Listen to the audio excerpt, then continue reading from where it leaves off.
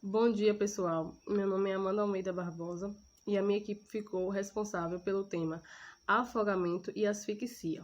A minha equipe é composta pelas seguintes discentes: Paloma Araújo, Kátia de Jesus, Maiane Souza, Noélia Santos, Jaqueline Silva, Raquel Reis e Amanda Sena.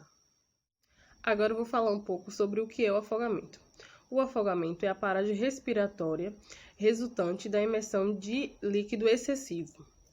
O afogamento, geralmente, ele ocorre de forma silenciosa. Não dá tempo das pessoas pedir socorro ou acenar com a mão. Poucas pessoas conseguem fazer isso. Daí a morte, ela é provocada por asfixia, quando a água ou outros líquidos enchem os pulmões. Bom dia, meu nome é Kátia e eu vou falar sobre o afogamento, como ele acontece. Em geral, acontece a asfixia, que é em virtude da aspiração de líquidos, que obstrui as vias aéreas, que é o responsável por alterações de trocas de gases, que levam à hipoxemia, que é a insuficiência de taxa de oxigênio no sangue, e a acetose metabólica. Bom dia, meu nome é Paloma e eu vou falar um pouco como o nosso corpo reage em casos de afogamento. No início, a vítima do afogamento, ela se debate tentando se manter na superfície, ela aprende a respiração o quanto pode, mas sem querer aspira pequenas quantidades de água. O que provoca o fechamento da laringe, órgão situado na traqueia. Esse é um mecanismo de defesa do nosso corpo, para que a água não inunde os pulmões. Já quando esse pulmão é encharcado, a troca gasosa, que é a entrada de oxigênio e a saída de gás carbônico, não vai haver, o que vai levar à redução da taxa de oxigênio, que vai causar danos em todos os tecidos, principalmente os que precisam de mais ar, como as células nervosas, onde o cérebro ele vai ser gravemente lesionado e a pessoa vai ficar inconsciente. Bom dia, eu sou Noélia Santos e vou falar um pouco sobre o que fazer em caso de afogamento. Em caso de afogamento, é necessário que primeiramente garanta a própria segurança e verificar se o local ele não oferece risco.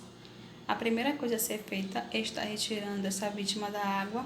O ideal é estar socorrendo essa vítima que está se afogando sem entrar na água, utilizando boias, taubas, cordas, colete salva-vidas ou qualquer outro objeto que faça flutuar e que permita essa pessoa agarrar para não se afundar. Depois de auxiliar essa vítima do afogamento com o apoio de materiais flutuantes, pode-se estar retirando a mesma da água. No entanto, isso só pode ser feito com um socorrista que saiba nadar. Ao prestar esse socorro a essa vítima e colocá-la em uma superfície plana, é necessário verificar essa respiração, verificar o movimento do tórax, se aproximar perto dessa vítima e escutar esse ar que sai pelo nariz. Verificar se essa vítima ela tem pulso. Caso ela esteja consciente, pode estar colocando ela em posição lateral e aquecê-la. Caso ela esteja inconsciente, é necessário fazer uma ressuscitação cardiopulmonar com ventilações imediatamente. Bom dia, meu nome é Maiane. Vou estar falando um pouco sobre a prevenção do afogamento. O afogamento ocorre de forma acidental, geralmente em situações de lazer. É importante estar ressaltando que eles são passíveis de medida preventiva, que é a melhor forma para estar evitando o afogamento. Nunca subestime a sua capacidade de nadar. 46,6% das pessoas acham que sabem nadar e acabam se afogando. Nunca tentar salvar alguém em apuros se não tiver confiança. Muitas pessoas morrem dessa forma. Antes de entrar no mar, verificar a profundidade do mar. O colete salva-vidas é o equipamento mais seguro para estar evitando o afogamento. Antes de entrar no mar, não estar ingerindo bebidas alcoólicas, né, que também é um risco. Ter atenção em crianças. As crianças têm que compreender que não pode entrar em águas perigosas nem desconhecidas sem estar acompanhados de adultos. As boias e os equipamentos infláveis é contraindicado, porque tanto para criança quanto para adulto, porque além de estourar no mar, ele pode estar virando a qualquer momento. O que é asfixia? Asfixia é a dificuldade ou a impossibilidade de respirar, causando anóxia. O que é anóxia? É a falta de oxigênio no cérebro. e pode ser causada por vários fatores, como, por exemplo, afogamento, obstrução, estrangulamento. E isso é geralmente devido ao bloqueio da garganta ou traqueia que impede que o ar flua. Bom dia, meu nome é Kátia e eu vou falar sobre os sinais e sintomas da asfixia. Nela inclui a palidez, a dilatação da pupila, a respiração ruidosa na ausculta, tosse, cianose na face e nas extremidades. E se ela for uma asfixia duradoura, ela pode causar inconsciência e parada cardíaca e respiratória. Bom dia, meu nome é Maiane. Vou estar falando um pouco sobre os tipos de asfixia. Vou começar falando de asfixias por contrição do pescoço, que são asfixias por estrangulamento, enforcamento e esganadura. Geralmente são encontradas lesões cutâneas, caracterizadas no pescoço das vítimas, capazes de individualizar a morte. Asfixias por sufocamento, ativa e direta. Ocorre o bloqueio da passagem do ar das vias aéreas, decorrente no auxílio de almofadas, lençóis ou travesseiros. E a indireta, que impede a expansão torácica, é normalmente observado em acidentes, quando as vítimas ficam presas nas ferragens. Também em meios líquidos, como afogamento, a água entra pelo nariz, invade os pulmões e detona as células do sangue, e também por meio de ambientes de gases irrespiráveis. Bom dia, eu sou Noelia Santos e vou falar um pouco sobre complicações possíveis que pode ocorrer quando acontece uma asfixia. Durante a fumaça de um incêndio, nela há uma grande quantidade de substâncias irritativas à mucosa do sistema respiratório. Quando uma pessoa ela sofre asfixia por inalação de fumaça, devido às substâncias químicas, quando essa substância ela entra em contato com a mucosa da árvore respiratória, elas provocam uma intensa reação inflamatória, levando ao extravasamento de líquidos, a uma formação de edemas, morte celular e necrose no tecido pulmonar. Isso tudo contribui para uma menor capacidade de funcionamento do pulmão, podendo causar uma insuficiência respiratória aguda. Uma outra complicação que pode ocorrer é o risco de obstrução parcial ou completa das vias aéreas, por um corpo estranho alojado na laringe. Este risco ele está associado à mortalidade em torno de 45% de pessoas asfixiadas.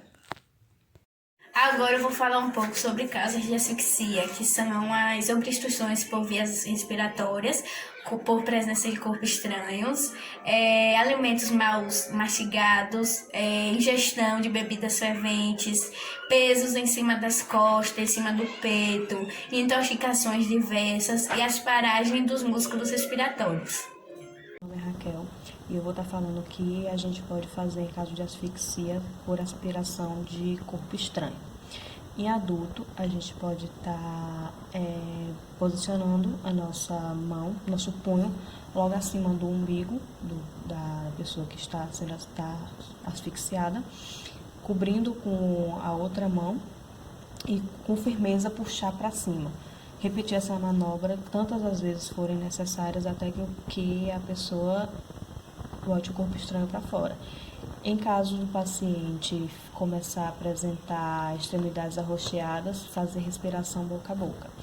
Em caso de bebês, de crianças pequenas, pegar o bebê, virar ele de barriga para baixo, posicionar no nosso braço de uma forma que a gente consiga ter firmeza, dar 5 tapas com o punho, com a mão, com essa parte da mão, nas costas do bebê, virar ele, fazer 5 compressões para poder tentar tirar o corpo estranho que está obstruindo as vias desse recém-nascido. Bom dia, meu nome é Amanda e eu vou fazer uma demonstração da manobra de Heimlich em caso de engasgamento em si próprio. A manobra deve ser feita da seguinte forma: posicionar o punho da mão dominante e posicioná-lo na parte superior do abdômen, entre o umbigo e o final da caixa torácica.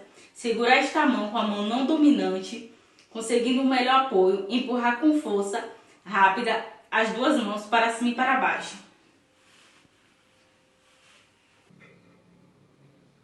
Repita o movimento quantas vezes for necessário, mas caso não seja efetivo, a manobra deverá ser feita com mais força.